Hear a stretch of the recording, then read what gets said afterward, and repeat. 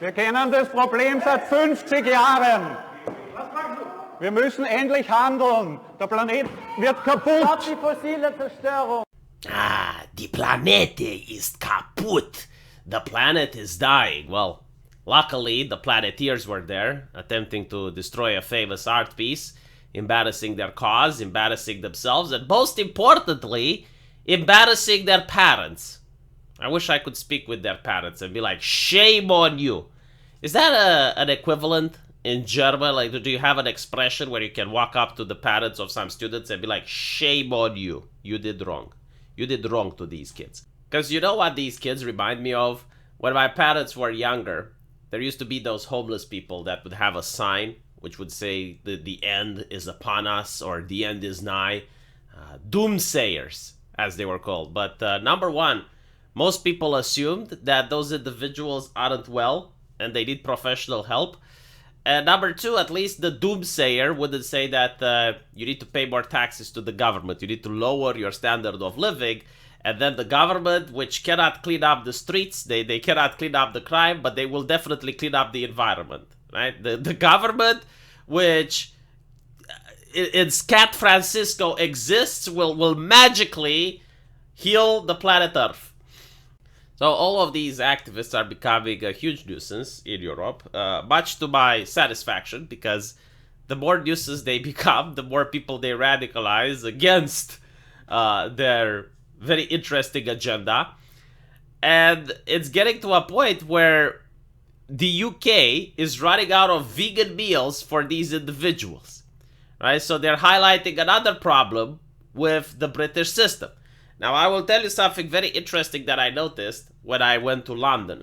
I don't know if this is the case for the entire British country, but it is definitely a thing in London. So London has this fetish with sustainability. You'll see car drivers saying that they're sustainable. You'll see construction worker advertising that they're sustainable, like green this, green that. I went into a shopping mall and 2 elevators were out of order because they were trying to promote the green activism, to promote sustainability. Definitely not trying to cut costs or anything. No, they were doing it for the planet. In my hotel, I was told with a big sign in my room that I should unplug any electrical device when I'm leaving the hotel room because I need to care about the planet. So that's one thing. The second thing is the veganism. Like in the UK, veganism is definitely strong, at least in London.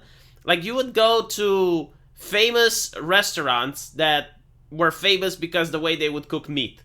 So you'd go to like some burger ribs or a highly renowned steakhouse, and you'd open the menu, and yay and behold, literally the first option, like just the first option was the vegan option on top of the menu right there. It wasn't like something that's at the bottom of the menu, like a by the way. No, like right there in front. So it doesn't surprise me that people pushed for prisons and jails to serve vegan only meals. Now, the issue with this is that I remember a time when prison was supposed to be a bad place. Like it was supposed to be nasty. The people who ended up in prison, they were supposed to suffer.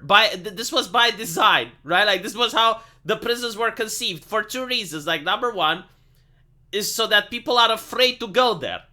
If they want to commit a crime, they should be like, okay, but prison is really bad. Maybe I shouldn't commit the crime because if I end up in prison, that's a bad thing. And the number two, it's also for the victim to feel a sense of justice. I mean, that person hurted me and now they're suffering in prison. Right? They broke into my house. They caused emotional harm to me. Now they are suffering in prison. This person ran over my kid with their car. Now they're suffering in prison. Like, that was how the thing was conceived. But again, we are now moving towards a more empathetic society where it's fuck the victim. Let's talk about the criminals. How can we make them more comfortable? How can we make their life more enjoyable? And one of the ways, like, let's focus on the prison system. Let's teach the prison guard more about political correctness and knowing how they should speak with the inmates because we don't want to offend them while they're in prison. So we use more taxpayer money on that shit. And then it's the food. Right? Like, oh, well, what if they're vegan? Like, we need to accommodate them.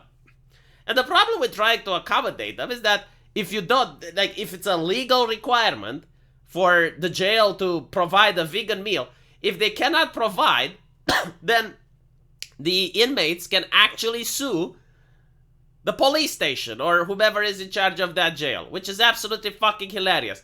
Now, of course, you know, when you talk about vegan meals, most, in fact, overwhelming amount of prisoners are going to order that. However, if you arrest 17 soy people, well, they're going to order that. And despite the fact that it's just 17 activists, all of them are ordering vegan, they can't be provided with it. So now the police is in a conundrum. This might actually also be a Saul Alinsky tactic, which is stating that you should hold them accountable to their own rules. And if there is a law that says if you are in a jail and if you demand a vegan meal, then the government needs to provide, well, if it's 17 people that are arrested and all of them 17 demand the vegan meal and the jail cannot provide, then you can sue their ass. So a police force is said to be running out of soy after arrest so many Just Stop Oil protesters this week. Apparently they cracked down on the eco-activists last week, which brought chaos to the M25 and caused police motorcyclists to be thrown from his bike. Well, at this point, they're not eco-activists, they're eco-terrorists, because they're spreading terror. Look, like a police officer was thrown from his bike. Jesus fucking Christ. The force arrested and charged 17 activists with disruption, and many are being held on remand for the first time after receiving bail. Meaning that they can't go home. Oh. Days later, Just Stop Oil announced that they were calling off protests in a surprising U-turn. Police chief said that the group climb down was partly because reality hit the activists when they realized that they were being held in custody, not going home to drink coffee or for a pint at the end of the day. Oh my fucking god, look how amazing it is when the law is being applied. Like, you just apply the law, you arrest 17 motherfucker, and all of a sudden all the protests stop. All of a sudden everyone goes home. It's almost like the only type of protests that exist are the ones that the government allows to exist. The establishment allows the activists to exist. The moment they don't want to, and the law is being applied, look how easily the streets are being cleaned. You know, you don't even need to send the cops to like whoop up the batons and stuff. No, it's just... This is a serious offense with significant penalties. The dangers and the disruption caused by their propensity to keep doing it means that they are being remanded in custody, and I think it's coming as a shock for them. Many of the protesters are being held in jail while awaiting their first court appearance, leaving the force scrambling for 1 pound vegan ready meals. The last couple of months we have come very close to running out of vegan meals. It's a SoyMergency, isn't it? The group's downright criminal and downright dangerous behavior is putting people's lives at risk, after one of the officers was injured in a crash. I think they've realized that they're operating in an environment that's intrinsically dangerous and is putting people's lives at risk. I think some of the volunteers might have realized that this isn't a game. The force just trained 30 to 40 specialist officers able to work at height in order to combat the Just Stop Oil latest tactic of climbing the gantry over the motorway. The officers are able to scale the gantry and remove the activists. So in other words, they train people to just do this as part of their job. Like there are people probably doing rehearsals and, you know, doing training exercises to scale this shit up and pull down the activists. And I gotta say, in the first video that I showed you at the beginning, I mean, that's in Germany, the way they were arrested so fast, they didn't even have time to glue themselves to the shit. Let me know what you guys think, though. And as usual, I will see you in the comment section. Take care.